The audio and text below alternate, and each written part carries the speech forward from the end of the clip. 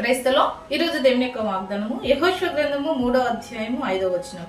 రేపు యెహోవా మీ మధ్య అద్భుత కార్యములు చేయును. దేవుడి వాక్యాన్ని ఇచ్చిన గాక ఆమేన్.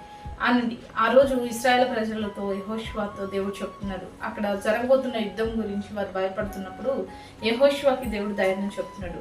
రేపు దేవుడు మీ మధ్య అద్భుతం జరిగిస్తాడు. ఆ జనులను బట్టి, ఆ రాజులను బట్టి, ఆ యొక్క యుద్ధమును బట్టి నువ్వేమాత్రం భయపడొద్దు. రేపు నీ మధ్య అద్భుత కార్యము జరుగును అనేది దేవుని యొక్క వాక్యం. మరి యెహోషువతో అక్కడ ఉన్న ప్రజలందరితో మాట్లాడి బలపరిచి మాట్లాడి మాట ఇచ్చి తప్పలేదండి. దేవుడు ఇశ్రాయేల్ పక్షంగా యెహోషువ పక్షంగా అక్కడ యుద్ధం చేసి ఇశ్రాయేల్ ప్రజలకు యెహోషువకి దేవుడు జయం ఇచ్చాడంట. నువ్వు రేపుడు గురించి భయపడుతున్నావా? ఏం జరిగిద్దో, ఎలా జరిగిద్దో, ఏం రాబోతుందో అని మనుషులను బట్టి కానీ, లేదంటే పరిస్థితులను బట్టి కానీ, లేదంటే కొన్ని ప్రాబ్లమ్స్ని బట్టి రేపు దినము గురించి నువ్వు కనుక భయపడుతున్నట్టయితే దేవుడు భయపడుతున్న నీతో చెప్తున్నాడు. ఆనాడు భయపడుతున్న యెహోషువకి దేవుడు ధైర్యపరిచినట్టుగా ఈరోజు నువ్వు ఏ పరిస్థితిని బట్టి అయితే భయపడుతున్నావో రేపు నీ మధ్య అద్భుత కార్యము జరిగిస్తానని వారి జీవితంలో అద్భుతం చేసిన దేవుడు మన దేవుడు నిన్న నేడు నిరంతరం ఏకరీతిగా ఉన్నదండి. అదే అద్భుతం.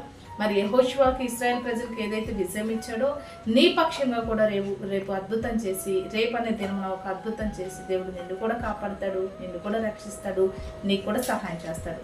కాబట్టి నమ్మి దేవుని యొక్క వాగ్దానం స్వతంత్రించుకొని ప్రతి పరిస్థితిని దేవునికి అప్పచెప్పి దేవుడు చేసే యుద్ధంలో జయమును మనం పొందుకుందాం. అటు రీతిగా దేవుడు నీకు అన్ని విషయాల్లో విజయంను అనుగ్రహించును గాక ఆమేన్. ప్రార్థన చేసుకుందామండి.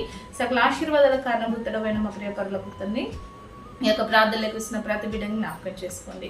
ఆయా తండ్రి నువ్వు నిన్న నేడు నిరంతరం ఉన్న దేవుడు, అద్భుతం చేయ దేవుడు అయ్యా. నీ యొక్క అద్భుతమైన కార్యం కొరకు బిడ్డలు కనిపెడుతున్నాక వారి జీవితంలో అద్భుతం జరిగించమని యేసు నామములో ప్రార్థిస్తున్నాం తండ్రి ఆమేన్.